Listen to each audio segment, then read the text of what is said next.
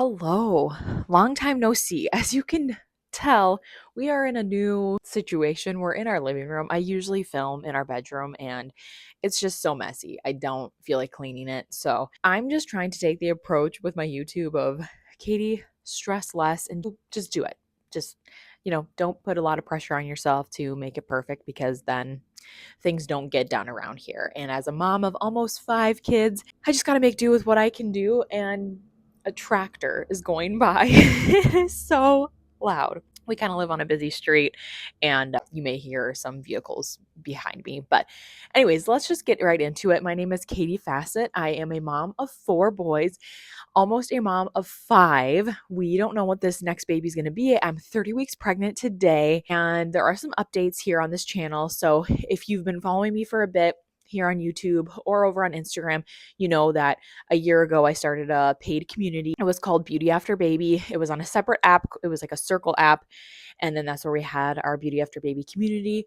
Well, with this pregnancy and my story, it kind of came as a little bit of a surprise this time. And I just was starting to realize that I had to let something go. And so unfortunately, what was let go was my Beauty After Baby membership. That does not mean that this Beauty After Baby channel is going away. I'm still keeping that because this is something that I just really love and I have a lot of passion for. But in my membership, we did monthly interviews. So I don't know if I'll continue to do those monthly interviews with guest speakers. If I can still see myself doing interviews, I'm just not going to hold myself to a standard of you have to do this every single month because I'm about to have 5 kids and I just need to be more go with the flow with life and with work because things just continue to get crazier and crazier. So with that, those were just kind of some announcements that I had for you. And then as far as this channel, my goal is to do at least like 2 YouTube videos a month. I know it's kind of pathetic, especially when there's people who do multiple ones every single week, but this isn't my full-time gig. I would love for it to be something where I do make a little bit more. Of course, I know if I make more content, I'll make more money. But right now, it's a new channel. I just got monetized. So, woo! Thank you. 4,000 watch hours and at least 1,000 subscribers. So, we got the 1,000 subscribers, but those watch hours, it took me a long time to get those watch hours. So, finally got that thanks to you. So, thank you very much. But, anyways, that's what I'm working on is 2 videos a month. That's what I can handle. Hopefully, I can get to like 1 a week. That would be my goal. But for now, I just appreciate you sticking around, being here as I figure out YouTube, as I figure out how to navigate, being a YouTuber and a mom. Okay, with that, let's talk about what this YouTube's going to be about. I got to sit down with Kallie. She is that practical mom on YouTube. She is awesome. She has 4 kids, I think like 6 and under. Her kids' ages are a lot closer than mine. And I just love her approach to motherhood, especially her series that she's doing on YouTube right now. So I will link her channel if you want to follow a mom YouTuber who gives practical, like tangible things that you can actually implement into your life. I've used so many of her tips. She is a practical mom. So her name really suits her. And she has so many tips and tricks and just help and encouragement for mothers without making you feel super overwhelmed. And she's very much in her declutter, less is more, living on a budget time in her motherhood life, which is where I am right now. I'm trying to budget more. I'm trying to live with less.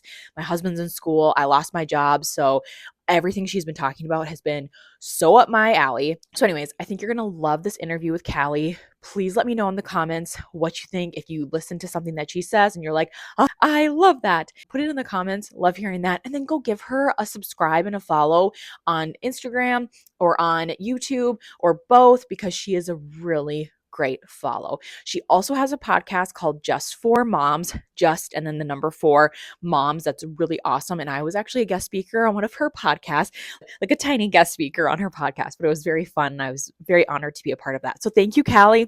Thanks for being on this interview. I hope you enjoy it. Let's get into it and yeah, have some fun. Okay. Yay, ladies. Welcome to our Beauty After Baby interview with Kallie. And I'm always nervous to say your last name because I just feel like Branciforte. How do you say it? Did I It's say just it right? Branciforte. Branciforte? I Okay. mean, Forte. yeah. I mean, Forte. maybe that's like the I always tell people because that's what people always say, and I'm like, Yeah. I'm pretty sure that's the way the Italians want it said, but like Okay. we just yeah, Just Ellis shorten it. Island was like Branciforte. Yeah. Branciforte. Okay. Wow. I was really overthinking that in my head. I know some people will say like faucet instead of facet. And I'm like, well, it does kind of sound like fancier when you say faucet or Yeah. something. Mm. Anyways, but Callie is awesome. She's a mom of four. I feel like yeah, all of our kids are kind of around the same ages, or I think yours are like a little space closer. How old is your oldest again? 6. He'll be about to be 7. Okay, so they're like my oldest is 8, so I kind of like there was a little more gap, but it's just been fun to follow along with Callie and her journey of becoming a mom of four. Well, I've been a mom of four, and just recently, like this past year, I've always loved your stuff, Callie, but I just feel like you've really come into your own voice with what you're talking about on YouTube right now. So she's that practical mom on YouTube, and she has so many helpful, wonderful tips, tons about organizing, simplifying your life. She just did a video on like not comparing your home to the Instagram homes where there's like no chores and everything's perfect. And I can just like binge her videos all day. So if you haven't gone and watched her videos, go watch them. They will make you feel seen, heard as a mom. So Callie's just awesome. I'm so happy that she's here today because I know she's gonna have so much wisdom. So without further ado, we're just gonna hop right into it. And the first question I have today is just for you to share your story and how you became that practical mom and what sparked your passion for the simplifying motherhood. Because I feel like you're like Yeah. still in like the new stages of momhood and you just kind of like you're owning it and I just love it. Yeah, thanks. Yeah, so no, I got into what I do like totally on accident. So like if you rewind over a decade, like I think I just hit like my 12-year anniversary. I was like blogging back in the OG days of blogging just for fun. I was an educator, I was a teacher, I was in the classroom, I had the summers off, and so it was just purely for fun for a long time until I feel like maybe 5 years in or so, I started to gain some traction and realized that it could be a business. And then, so right before COVID hit, I was like, let me quit my job and do this full time. And then COVID hit, and that was really fun. And then I got pregnant with my second. And so it's just been a journey. And I feel like anybody who has followed my YouTube videos they've been on that journey with me from like, I mean, when I started creating content online, it was like beauty and DIY. And then when I became a mom, it became so apparent to me that I needed to simplify so much of my life if I wanted to be present and like enjoy this process. And each one of my kids has forced me to like let go of other aspects of things and simplify in different ways. And so I always sort of talk about that in my channel. I'm like, I'm not here to be some sort of like preach that I'm like some coach or what are the people have words for like these people not influ I mean I hate the word influencer. I'm like please don't call me that, but there's other words for like like a Tony Robbins. I'm like I'm not that. We're just doing this together and like here's some stuff I've figured out that has worked for me and like let's try it together. So it's definitely been a journey. I just love it so much. And it's encouraging for me to hear that you've been doing this for 12 years because sometimes I'm just like it's a slog. It's a slog Mm, online and just depending on like the seasonality and then what season you're in. And I find it hard too, like when you're in this season to like try to help people when you haven't like quite figured it out yourself. So like there's a lot of like yeah. backtracking, like I said this was working, but actually I found this actually stinks and I'm totally changing my mind. Like it's just giving yourself grace and knowing Hmm. that like what worked maybe with one kid does not work with three kids and it's just constantly changing. And so anyways, it's fun. There's never a dull moment in motherhood. No. Yes. I would like to hear about just like mom life right now and what it looks like in day in the life with four kids and how that's kind of looking right now when trying to keep all the chaos going. Yeah, I mean it is chaos. I mean, I can't tell you how many times my husband and I like look at each other and we're just like what is happening? Yeah, because I've got 4 kids. Opal just turned 1, so between 1 and 6, 4 kids. It's just sometimes it's just madness. But like I'm never, and it sounds so stupid and cliche, but like there's never a day where I'm not like this is everything. I mean, like, this is everything I ever want. Like, this is messy and sticky, but like, this is just the most perfect, wonderful. Like, how could I have anything better than this? And I know it sounds really cliche, but there's never a moment where in the mess of it, I am not so acutely aware of that all of the time. But yeah, I mean, it's craziness. Right now, for the past like 8 weeks, somebody has been awake before 5:45 every single morning in my house. I'm like, I don't know what's going on. And I've gotten to the point where it's like, I've given up. It's just, it is what it is. We're riding it out because it's a season. But in our house, it's just, I'm not a strict schedule person. I feel like a lot of people would assume that I am because I am quite organized and I do sort of like, I'm very disciplined about things, but I'm a routine person. So like we have routines that we live and die by in our house that happen every single, like I wake up 4:55 every day my alarm goes off. And that's not like wake up whatever time works for you. It's just like I'm a morning person, but like the same time every day because like I just need that consistency. And then the same, like my husband comes down at the same exact, and the first thing he does when he comes down is he empties the dishwasher. And then all of my kids, we all have to get dressed by 8 o'clock. And so like I have these little like routines that I live and die by, but we don't have strict schedules. You just can't with kids like running around all the time. It's just madness. So I would say like if you came into my house at any given moment, you could come into like the most peaceful, tranquil setting in the world, or like literally utter madness, and it could skew either side of the penny, like 5 minutes one way or the other, which is my favorite thing about little kids. It's like 1 minute I'll be like, oh, this is so, and like within 10 minutes, it's just madness. But I don't know that that even answered your question, No, it but did. that's about No, where my brain is. Yeah. it did. It did. And I agree. Like there's like you kind of live for those moments. Like even last night, it was just there was some really hilarious moments like before we were going to bed and I was like, "Oh, like I love being a mom." But then, like this morning, it was just like thing after thing after thing and then Irvin found this like old like sparkling water can and of course he just sticks his thumb in the can hole right and I'm like oh Mm, and so I'm just like trying to like gracefully take his thumb out it's just those moments yeah, of there's I'm like like something on fire yes. behind you. And Yeah. yeah. I'm like trying to like make muffins. I'm like, what is this life? Like, this is so chaotic. So there's just give and take. Okay, I would love to hear Uh-huh. what's one mom hack or system that is just like saving your butt right now as a mom in this season of life. Would love to hear, and maybe we can use that hack for ourselves. I feel like definitely for me, I mean, kind of going back to what I was saying before, definitely routines, like having set routines that I just know are going to happen every day, sort of like irregardless of anything else.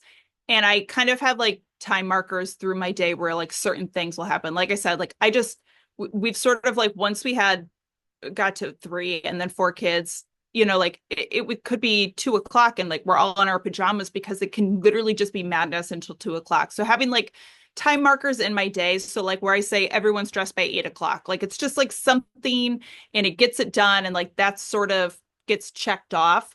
So I would say like that's a really big one for me. Another one that I always tell people about is I feel like a big issue that I find with a lot of women when they have a big to-do list and they have a lot to do and they're always like, I'm always overwhelmed. I can never get to it. I feel like I never can get to it. I'm like, you need to schedule time to schedule. And I think that it's a big thing that a lot of us forget to do. We think that we can sort of write down the to-do list and then we're good to go. But you need to have specific time blocks where you are just with your calendar or your to-do list or whatever method it is that you use, because there's not one or other that's the best. 10 minutes every morning, 10 minutes before bed, whatever it is. And then like I do one for meal planning too. So for me, like every Saturday morning, whether somebody is up with me at 5:30 in the morning or not, like that's when I am getting the meal planning done. So like have specific times in your day when you are spending with your calendar. I think again, lots of us just assume that it's just going to sort of happen, and you need to have like intentional time every single day. I like to do mine first thing in the morning. I'm a morning person, but if you're like a nighttime person, this should be something you're doing like before bed. Like look at the day ahead, what's coming up, what are the tasks that you want to get done? Can you realistically get them done in that time frame that you have? Where can you batch like items that are what didn't happen today that like you need to move into into the next day. And take a little bit of time to like get your head straight and to look at all the stuff that's on your to-do list. I love that. And my problem is like, there's no like realism when I make my list. Like, my lists are so like, oh, and then I'll paint this, and then I'll organize this, and then, why not meal prep for the whole week ahead? Like, I have Mhm. too many things. And so then like the guilt sets in at night when I'm like, oh, I only did 5 loads of laundry when I wanted to do 10. Like, I only did, Yeah. and then it just starts to like weigh on me. So that's what I need to. So what advice do you have for the mom who's her expectations are way too high? Over ambitious. Yes. Um, I would say maybe start by scaling back. So like do a 1 week. I always suggest a brain dump because as women we tend to be a million tasks open in our brains. That's just how our brains tend to work. So I always start with the brain dump wherever you are if you're feeling really overwhelmed. Just get everything like out of your brain and onto a piece of paper. And this doesn't need to be organized. It doesn't need to be pretty. I don't want you to categorize it. I don't want you to overthink it. Like just write it all down.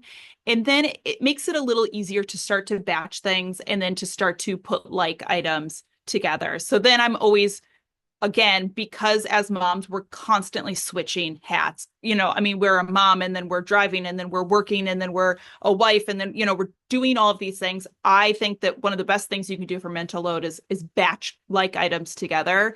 So if you have a set of jobs that need, sort of like that deep, heavy work, you need to be at the computer, you need to be thinking, you need to be not interrupted. Where can you sort of batch those together? And then where realistically, maybe if you're having trouble with just the day in your whole week is a spot that could make sense. And then another thing I love about sort of a brain dump for the whole week is you can sort of start to take those tasks and put them into days that they might make sense. But then when you start your new week, I always just go back to that original brain dump. Okay, what didn't I get to? Cool. Okay, let's move it into the next week so it doesn't get forgotten. It's another reason I love the idea of a brain dump because once it's out of your brain, it's on paper and at least it feels a little more tangible and like something you can actually sort of get to. I love that too because it's so true. Like, there's so many times where it's just all in my head and then it just makes me feel crazy. And then as soon as I write it Yeah. down, I'm like, oh, I could do that then, and I could do that then. And I know you had a Yeah. YouTube about how like things don't take as long as you think either. And as soon as you just like No. start to do one task, you're like, oh, that actually took like 3 minutes, and I'll just finish up this task while I'm at it because it didn't take as long as I thought. So there is so much that it just can feel so heavy when it's in your brain. But then as soon as you like write it down and you just start trucking away, it's not as bad as you think. I Yes, would totally true. love to hear your tip for the mom who is in this season of like she's just feeling so overwhelmed by toys and clutter and stuff. Because I feel like, I don't know, you have one kid and you're like, oh, I have like a few little cute little toys. And then all of a sudden, it's just an explosion happens with like the second kid and third kid. You're like, how did we get so much stuff? And it can be so overwhelming. Hmm. So what would you say to that mom who is currently feeling very overwhelmed by the stuff and the clutter? Where Yeah, to yeah. I heard a really interesting stat the other day. It was talking about kids' toys, and I feel like we can all be like, why are there so many toys? Like we have so many more. There's got to be more that we have now than like we used to as kids, and like where did it come from? Anyways, the stat was basically saying how one of the only line items, literally in like all of every product that exists that like hasn't been affected by inflation are toys. Like they were like the cost of everything else rising to inflation versus toys. So they're just so much cheaper. They're so much more attainable. So not only easier for us to buy for them, I feel like I can't even go to the grocery store without my kids seeing a bajillion like at the grocery store. I'm like, why are you selling us stuff in the grocery store? And then grandparents and aunts, and it feels nice. You want to bring a little toy, you want to bring a little something. So it's just everywhere. So I would say one of it is like don't worry, don't sort of shame yourself over it, like why did I end up with all of this stuff. It's sort of just become an issue of like millennial parenting. I feel like the easiest thing to say is get rid of it all, but that's obviously not a solution. My best suggestion is have a space somewhere that is not whether you have a playroom or you keep the toys, on a shelf in the living room, or if it's in your kids' room, have a place that you keep toys that is not out in like your normal toy area. If you have a closet, if you have a basement, if you have an attic, and try to remove as much toys as you can to that area. I'm big on toy rotation, but not even toy rotation, sometimes just removing the excess toys from the space. I feel like we get caught up in keeping stuff out because, like, oh, Tommy was playing with that yesterday. And like this weekend, my kids played with that for a half an hour. So I don't want to get rid of it because then they might, play with it again and I'll get to actually have a cup of coffee and it'll be hot. And so we get caught up in the narrative that if we keep it out, it'll keep the kids entertained. But I mean, just science and child psychology shows us that more toys do not make kids play better. And I'm constantly reminding myself of that. There was a study that was done recently where it was like kids were given 16 toys and kids were given 4 toys. And the kids who only had 4 toys just played so much deeper for so much longer. They were so much more involved in their play. They weren't going back and forth. And so, like, I'm like, if I actually want to have a hot cup of coffee, it's not about having way too many toys out for them to have so many choices. It's actually about having less choices. I'm big on donating stuff and getting stuff out, but I get that that's not always easy. There's a lot of guilt associated with that. If it was a gift from somebody, if you're worried your kid is going to ask for it again, which is probably the biggest one, right? They're going to be like, where's that like Thomas the Tank Engine, whatever that I didn't want 8 years ago, but I want it now. Find a place that you can put it somewhere else. 95% of the time they're never going to ask for it again, and eventually you can move it out and you can donate it. But that's my biggest is like have the area, whether it's the shelf or the playroom or wherever where the toys are, try to keep that super minimal. I love cubbies because then you have, okay, we have just these 6 cubbies and that's where the toys are going to go. Keep the rest of it literally somewhere else, not in the playing area. And I just find like whenever I'm feeling overwhelmed by my kids' play space, like I just go in, I'm like, okay, something in each cubby, like everything else goes out. And never once has it made my kids play less. But I do know, I mean, this is literally, we could talk about this for hours because there's so much I get associated with that gifts that came from family and you feel really bad getting rid of it. And then just being intentional going forward. I feel like the more you sort of start to declutter toys and get good about sort of rotating them out, you will become more intentional as a parent about being like, maybe I don't need to get this cute, even though it'll be cute in the moment for my kid to have this thing. Like, that's just one more thing I'm going to have to manage. That's one more thing I'm going to have to declutter. I've started to get better about asking people to give my kids, I mean, I have 4 kids. You know what I mean? Like, can you give them a joint present instead of like one present for all of them? And maybe they can't. Maybe that's just a grandparent wants to give every kid a toy, and sometimes you just have to let that happen. Um, so yeah, I know I went 8 million different ways in that, but have a separate area where toys are. All of your toys should not be available all of the time, I guess would be like the number one bullet point.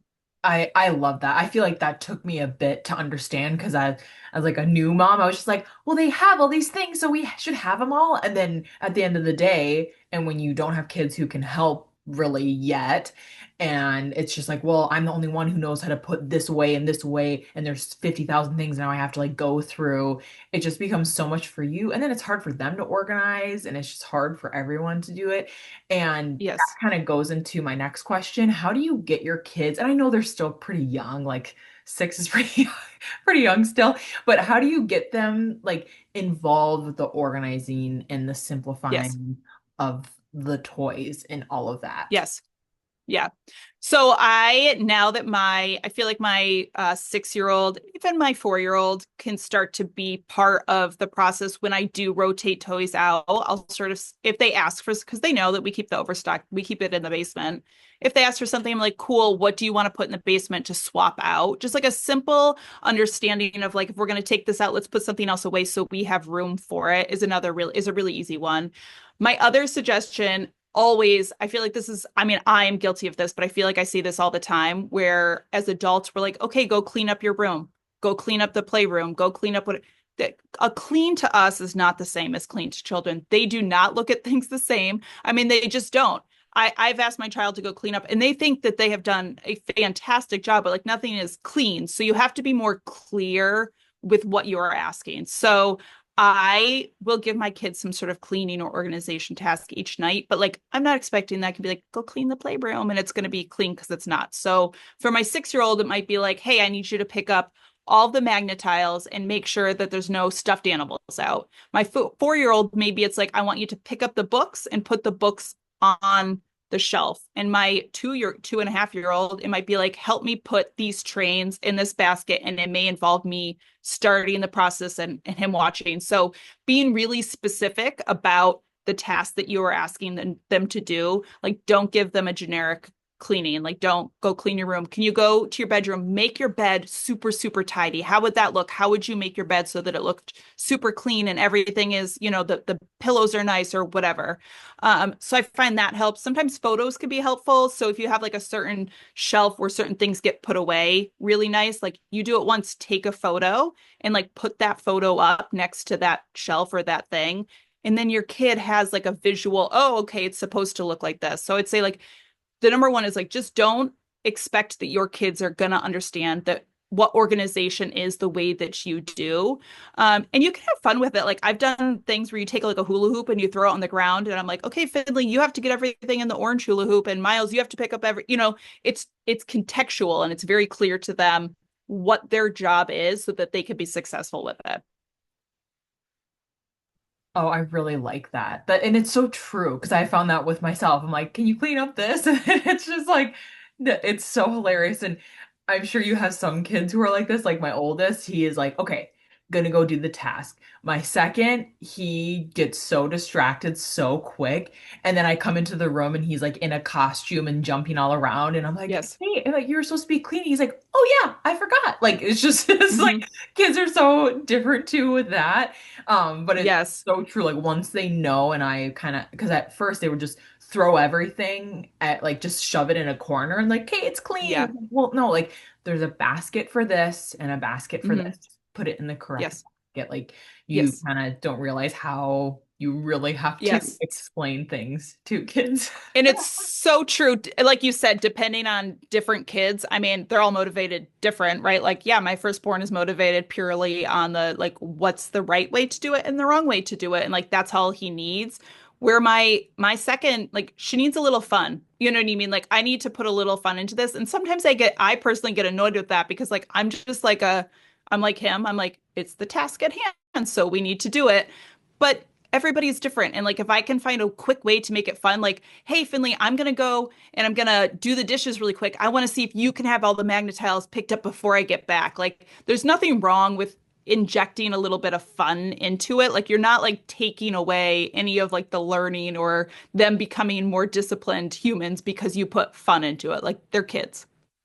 Yes, I know. It's not that big of a deal. And I think of myself like my growing up, I was the sixth of seven. So by the time toys made it to me, they were either already thrown out or just broken. And so I'm like, I just think back to that. The only thing that like I got new of was Barbies. Like Barbies were my thing. That was my jam. Mm, And so I just went like deep into that. That was a huge part of my like growing up was playing Barbies.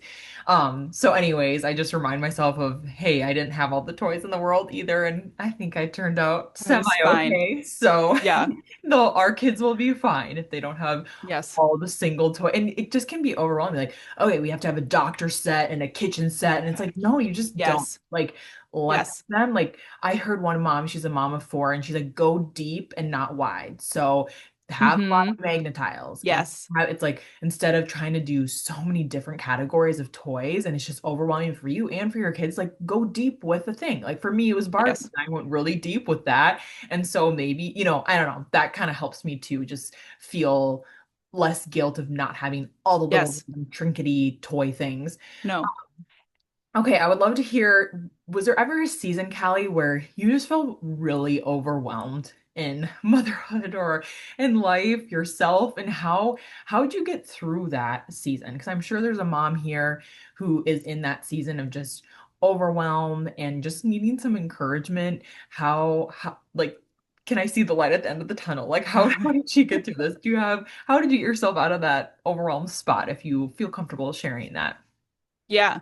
Well, I mean, I feel like first of all, just saying like we all go through them, right? Like, we've all had highs and lows in motherhood. And so I would say like not beating yourself up when you are in a low because like they come and they go and just letting yourself ride them and knowing that they will go high and low. And I think I always joke with people, when they're like, what's it like having four? And I tell people, for me, it's easier. And I know that sounds insane. Like it is more chaotic, it's more crazy, but I have just learned to give myself so much more grace. I've experienced it enough times that like I know it's going to ebb and flow, so I can ride out the hard parts so much easier because I'm like, it's not going to be like this forever, and I'm able to sort of just understand that better.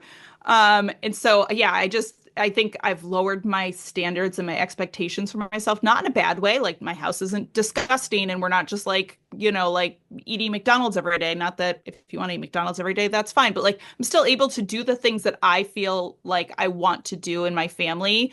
But I've lowered my bar in the sense of like these sort of like stupid aspirational things that I told myself I had to do as a mother. Even some of the things like you said with like certain toys that I had to have. Well, if I don't have a special block puzzle, like my child's never going to learn how to work concept of space. Like of course they are. Like just give them some cardboard. So like I've lowered my standards in so many ways. I would say for me probably like the most overwhelming part for me was when I became a mom of two, not right at the beginning, but maybe when they were like 3 and 1.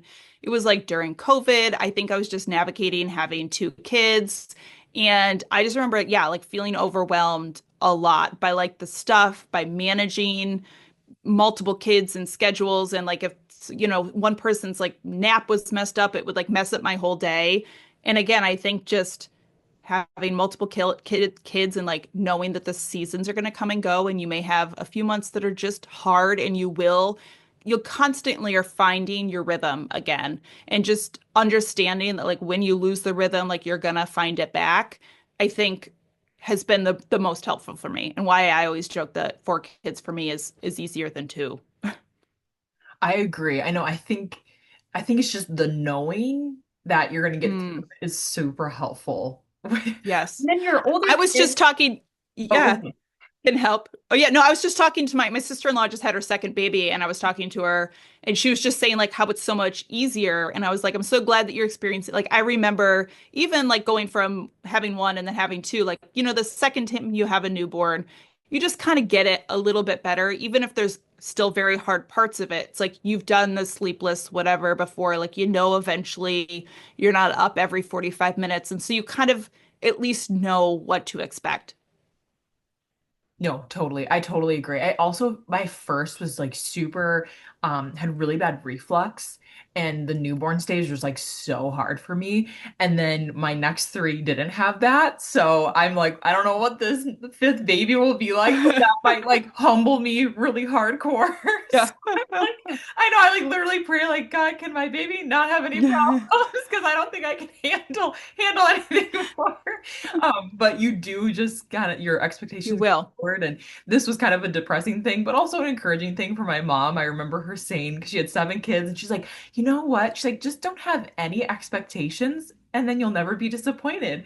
And I was like, well, that's kind of depressing, but also, you kind of have to just like 7 kids, you just gotta throw it out because a kid could get sick, or this happens, or a kid breaks their arm, or the flour gets dumped all over, and you have to have zero expectations, and then you're totally Yes. fine.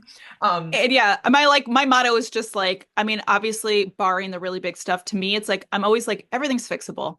Where like in the moment, like you said, like your kid's finger is like stuck in the seltzer thing and like you're trying to cook muffins and then like behind you somebody has spilled something. Like in the moment that can be like I mean just complete mental. But at the end of the day, like I can take the finger out, the muffins are gonna cook. It takes a minute to sweep up that mess. It's really like not the end of the world. And so I'm always like, everything's fixable. Like it's all fixable.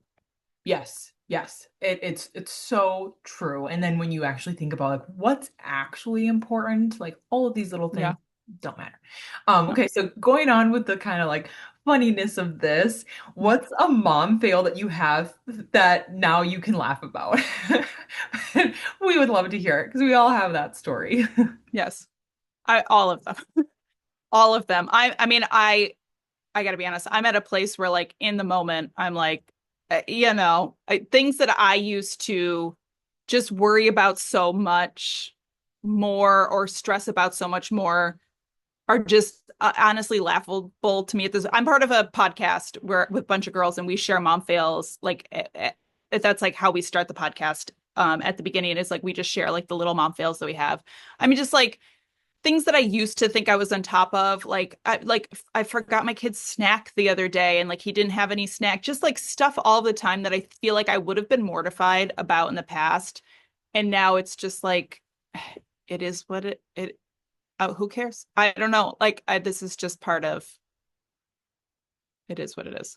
Yep. It's just a part of life. And your kids learn too, like, hey, mom forgets too. And we're all, Yeah, and I have to remind my kids of that because they'll like spill milk and something will happen and they'll say like, Mom, I'm so hard, so sorry. And I'm like, hey, I spill stuff all the time. Like I all literally the time.